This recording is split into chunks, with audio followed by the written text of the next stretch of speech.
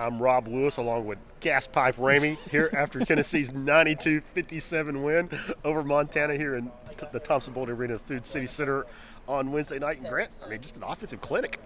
Started a little slow. It was a little weird in the first half. Well, it started kind of fast. They got out, 10 points, 16-6, something like that. And then it kind of slowed down. Money Williams started going off. Whoever Money Williams is. I'd say everybody with an NIL collector is going to know who Money Williams is after tonight. At the end of this after tonight, they probably know who Money Williams. But what happened in the second half? I mean, Igor, the way he played in the first half, the way Chaz started the second half, that's a pretty good basketball team when you get that kind of combination, that kind of production. And it wasn't just those two. It was Zakai, it was Felix, it was Cam Carr in the second half. So pretty balanced scoring. A lot better second half than first half. Yeah, I mean, shot 63% in the second half, but really, I mean, 60% for the game. So it was never a point where they were, cold or had one of those lulls. And really, you mentioned Igor, but it was balanced. Right. Five guys in double digits. Para was 5 of 7. What I like about Theo.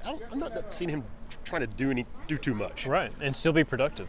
I mean, obviously the turnovers are an issue, but those are just. I mean, those aren't coming because he's trying to put it on the floor and dribble with his legs. He's just got to tighten that up. But again, I continue to like Tennessee's post rotation, not just Milichuk and Felix, but I don't think a lot of teams are bringing two guys off the bench like JP and K. Right, and with Felix, like kind of the feedback over the offseason, you don't want to lose Jonas, but Felix gives you a physical option, and he's going to score his points. It's not going to be the way Jonas scored it, but he's productive, and he's a big man that you can throw the ball down there to, and he knows what to do with it. I mean, they're going to lead the nation in alley-oops, and Zakai, perhaps. Right. I mean, and the way Igor was cutting tonight, same too. way. I mean, it's going to be tough for guys to help, and when Z turns the corner, the way he's throwing it up. The Igor we saw tonight, I thought, was kind of the Igor that we felt was described over the offseason. And the coaching staff and loved we saw him. In the gym, in workouts and stuff. And he's not, he's not going to go for 18 and 10 every night. But the head, just the efficient, the head fakes.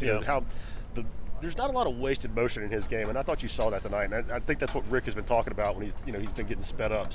He was played with a really nice pace tonight. And Chaz, you barely even notice. You look up, he's got 13 points. Right, and 2 fouls in the first half. I think he sat for played 7 minutes. 13 minutes he sat in the first half, and then to come out and score, I think he had 11 in the first boom. 6 minutes of the second half. And they were like on 4 or 5 possessions. Right, so as poorly as he shot it against Indiana in that exhibition, and everybody thought, who is this guy? We thought this was a scorer. He has been that scorer every time out since then. And what I'm finding out, or learning about him, or maybe not learning, but just seeing more and more proof of, more than just a spot-up shooter. Right. I mean, he's got some craftiness. I mean, he's got some of that old man, herky-jerky, change of pace, stuff in his game. He can do a lot more than just lurk around the three-point line. And you would imagine if this is the starting point, how much more he can grow as a scorer, doing what Rick Barnes wants, scoring more efficiently, as Rick was talking about the other day. Like, he can probably do a lot more a few months down the road if he keeps progressing. And then they all are. I mean, they're still just right. the third game that these guys have played together. I mean, I think it's very important to keep that in mind. And they had 44 or something like that combined, Felix, Igor, and Chaz, I think, if I'm not mistaken.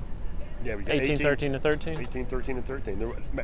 You said there would be no math. But anyway, we but haven't even talked about Cam, who just, kind of, by the way, you look up and he's just had a late flurry there, and he's got 13 points. And everybody's seen it, everybody's talked about it, but this is just one of those nights. I mean, you see it, it's all there. It's just a matter of him putting it together. It is. It's defense. It's playing smart on offense and not forcing it, I guess. I mean, he's got a pretty smooth three-point shot when it goes in. Like, he looks really good shooting it, really natural shooting it.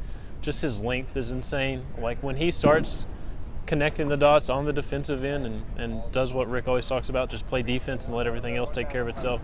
I think tonight was kind of a glimpse of what down the road could be. Sometimes it just happens slower for some guys than it does for others, and I think he can be a really good player down the road. Yeah, I completely agree. And so, you don't want to make too much of it. Montana, you're going to see a lot better competition, but man, Tennessee looked really good tonight.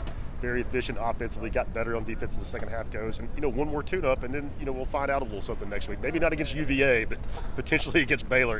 Whoever's left at UVA in the Bahamas next week. And then, 2 ranked teams on the other side of that bracket, Baylor and St. John's. He's Grant Ramey. I'm Rob Lewis. This has been the Exterior Home Solutions Fast Break.